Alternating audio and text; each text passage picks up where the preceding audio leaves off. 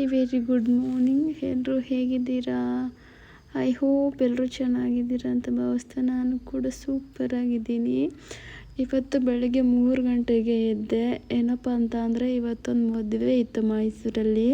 ನಮ್ಮ ದೊಡ್ಡಮ್ಮನ ಮಗಳದ್ದು ಮದುವೆ ಇತ್ತು. ಇಲ್ಲಿ ಕೇರಳದಿಂದ ಮೈಸೂರಿಗೆ 240 ಸಮಥಿಂಗ್ ಎಷ್ಟೋ ಕಿಲೋಮೀಟರ್ ಹೋಗಬೇಕಾಗಿತ್ತು. ಅದಕ್ಕೆ ನಾನು ಮತ್ತು ರಾಘು ಬೆಳಿಗ್ಗೆ 3 ಗಂಟೆಗೆ ಎದ್ದು, ನಾನು ಮಾತ್ರ 3 ಗಂಟೆಗೆ ಎದ್ದೆ. ಅವರು ನೀನು ರೆಡಿಯಾಗಿ ಒಂದು 5 ನಿಮಿಷ ಆದಮೇಲೆ ನನ್ನ ಹೆಬ್ಸು ಎದ್ದೇಳ್ತೀನಿ ಅಂತ ಅಂದರು. ಅಷ್ಟರೊಳಗೆ ನಾನು ಬೇಗ ಸಾರಿ ಎಲ್ಲ ಹಾಕ್ಕೊಂಡೆ.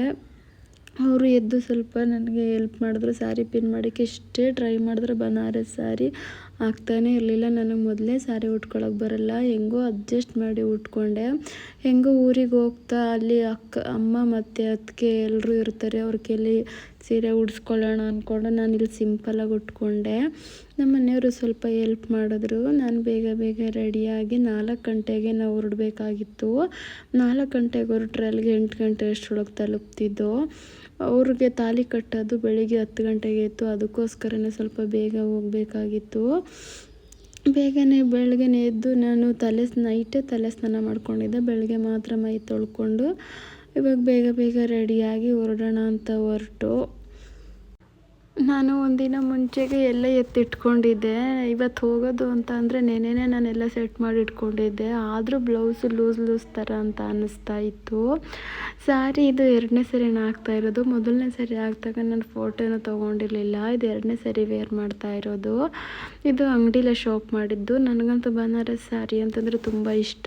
ನಾವು ಎಷ್ಟೇ ದಪ್ಪ ಇದ್ರೂ ದಪ್ಪ ಅಂತ ಅನಿಸೋದೇ ಇಲ್ಲ ಇದನ್ನು ಹಾಕ್ಕೊಂಡ್ರೆ.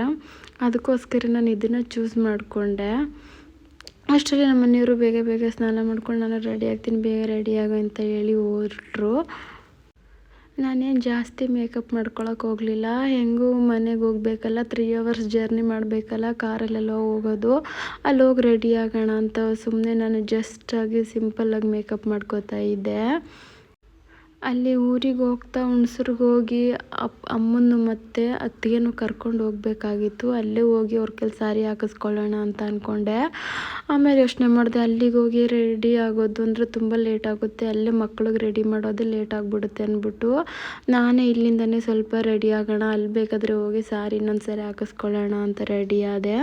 ಅಷ್ಟರೊಳಗೆ ನಮ್ಮ ಮನೆಯವರು ಸ್ನಾನ ಮಾಡ್ಕೊಂಡು ಬೇಗ ಬಂದು ಹೊರಡೋಣ ಅಂತ ನಾವು ಹೊರಡಬೇಕಾದ್ರೆ ಬೆಳಿಗ್ಗೆ 4:53 ಆಗೋಗ್ಬಿಟ್ಟಿತ್ತು. 4 ಗಂಟೆಗೆ ಹೊರಡೋದ ಅಂತ ಇತ್ತಿತ್ತು. ಹಿಂಗೆ ಹೊರಟು ಅಂದ್ಬಿಟ್ಟು ಸ್ವಲ್ಪ ದಾರಿಗೆ ಹೋದ್ಮೇಲೆ ನಮ್ಮ ಮನೆಯವ್ರು ಅಂದರು, ನನಗೆ ಯಾಕೋ ಹೊಟ್ಟೆ ಹಸಿವು ಆಗ್ತಿದೆ, ಏನಾದರೂ ಟೀಕಾದರೂ ಕುಡಿಬೇಕು ಅಂತ ಹೇಳಿದ್ರು. ನನಗೆ ಆ ಥರ ಬೆಳಿಗ್ಗೆನೇ ತಿನ್ನೋದು ಅಂದರೆ ಇಷ್ಟ ಇಲ್ಲ. ಸರಿ ಆಯಿತು, ನೀವು ಹೋಗಿ ಕುಡ್ಕೊಂಡು ಬನ್ನಿ ಅಂತ ಅಂದು ಅವ್ರು ಕುಡ್ಕೊಂಡು ಬರೋಷ್ಟ್ರೊಳಗೆ ಸ್ವಲ್ಪ ವೀಡಿಯೋಸ್ನ ನಾನು ಮಾಡಿಕೊಂಡೆ. ಅವ್ರು ಕುಡಿಯೋದನ್ನು ನಗ್ತಾಯಿದ್ರು.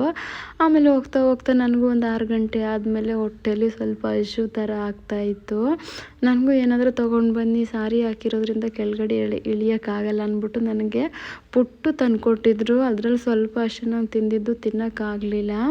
ಬೆಳಿಗ್ಗೆ ಟೈಮು ವೆಹಿಕಲ್ಸ್ ಅಷ್ಟೇನು ಇರೋದಿಲ್ವಲ್ಲ, ನಾವು ಬೇಗ ಬಂದು ಮನೆಗೆ ಹೋಗಿ ಅಲ್ಲಿ ಸ್ವಲ್ಪ ನಾನು ರೆಡಿ ಆದೆ. ವಿಡಿಯೋ ಕ್ಲಿಪ್ ಮಾಡ್ಕೊಳ್ಳೋದು ಮರ್ತ್ಕೊಂಡೆ ನಾನು. ಅಮ್ಮನ್ನು ಮತ್ತು ಅತ್ತಿಗೆನೂ ಕರ್ಕೊಂಡು ನಾವು ಮೈಸೂರಿಗೆ ಬಂದು ಮೈಸೂರಲ್ಲಿ ಛತ್ರ ಹುಡ್ಕೋದೆ ತುಂಬ ಕಷ್ಟ ಆಯಿತು. ಅಷ್ಟರೊಳಗೆ ತಾಲಿ ಕಟ್ತಾ ಇತ್ತು ನಾವು ಬಂದಾಗ. ಅಲ್ಲೂ ಹೋಗಿ ತಾಲಿ ಎಲ್ಲ ಕಟ್ಟಿ ಆಯಿತು. ನಾನು ಮತ್ತು ಅತ್ತಿಗೆ ಹಾಲು ಬಿಟ್ಬಿಟ್ಟು ಊಟಕ್ಕೆ ಅಂತ ಬಂದು ತುಂಬ ಹೊಟ್ಟೆ ಹಸಿವಾಗ್ತಾಯಿತ್ತು, ಏನೂ ತಿಂದೇ ಇರಲಿಲ್ಲ. ಆಮೇಲೆ ಮದುವೆ ಎಲ್ಲ ಮುಗಿಸ್ಕೊಂಡು ಮನೆ ಕಡೆ ಹೊರಟು ಅತ್ತಿಗೆನೂ ಅಮ್ಮನ ಮನೆಗೆ ಬಿಟ್ಟು ನಾವು ಮತ್ತೆ ಕೇರಳಕ್ಕೆ ಬಂದು. ನನಗೆ ಸರಿಯಾಗಿ ವಿಡಿಯೋ ಕ್ಲಿಪ್ ಮಾಡ್ಕೊಳ್ಳೋಕ್ಕೆ ಆಗಲಿಲ್ಲ. ವಿಡಿಯೋ ಇಷ್ಟ ಆದರೆ ಲೈಕ್ ಮಾಡಿ. ಇನ್ನು ನಾನು ನನ್ನ ನೆಕ್ಸ್ಟ್ ವಿಡಿಯೋದಲ್ಲಿ ಸಿಗ್ತೀನಿ. ಅಲ್ಲಿವರೆಗೂ ಬಾಯ್.